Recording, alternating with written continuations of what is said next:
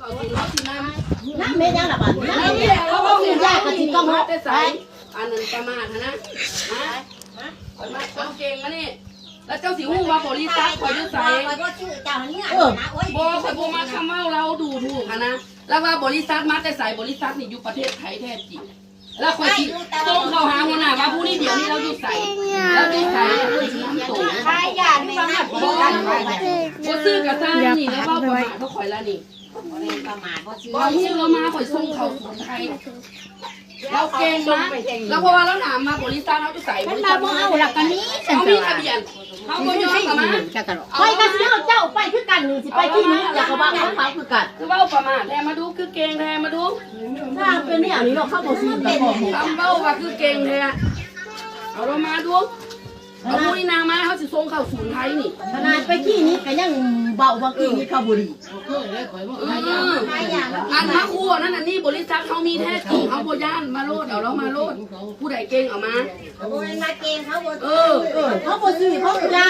ซื้อแล้วก็แล้วบ่ต้องมาเบ้ามาถามมันบ่แม่นบ่ได้เอาเจ้าหันบ่นี้จะเสือเขาบ่ซื้อกับบ่นี้เป็นว่าข่อยบ่หนีข่อยบ่มากแล้วดูถูกแล้วข่อยสิเอาแล้วขึ้นศูนย์ประเทศไทยป้าผู้เกี่ยวนี่อยู่ไสข่อยบ่มากคำเบ้าข่อยบ่เบ้าให้คนแต่ข่อยก็บ่ว่าแล้วข่อยบ่ให้ผู้ใดมาดูถูกเอามาแล้วอยู่ไทยแล้วอยู่ไสทางเขานี่ก็บ่ละทางจะมาถึงดอกแม่นว่าบริษัทอยู่ไสราชพิธีอยู่ไสข่อยอยากฮู้แล้วข่อยสิส่งเขา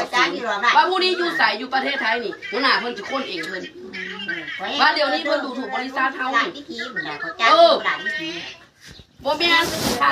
ถ้าถามเฮาก็ต้องค้นครัวคือกันว่าผู้เกี่ยวนี่อยู่ไทยเฮงอยู่บริษัทเขาไปกินยาเขาก็จะจับว่าจะอยู่บริษัทใดจะถือต้องก็ได้เอาไปแต่ว่าเขาสิรู้ถูกจับถูกหมดรู้ถูกได้นี่นะอันดูถูกเขาติดท้ายห้องเข้าบริษัทเขาถามว่าจะมาถือต้องบ่เขาซื้อยาเขาบอกซื้อเขาบ่ได้รู้ถูกจะได้แล้วถามเด้แล้วถามเขาก็ต้องถามแล้วเพราะมาเราอยู่ใส่ของประเทศไทยเฮาเจ้าก็เกินเขาบ่เอาจะกลับไปนะแล้วเจ้ามาถ่ายวิดีโอไว้นี่ข่อยก็เห็นมาลึบแม่จะคือย่างก็จะหนักแต่เจ้าก็ยังฮู้ว่าย่างข่อยก็ต้องบ่ให้เจ้านะบ่แม่นสาวโอ๊ยบ่น่ะสาวจะกะมือเจ้าสิสิเว้าเจ้าฟังลึบอันนี้ให้ข่อยอย่าสูเฮ็ดจังซี่เอาลึ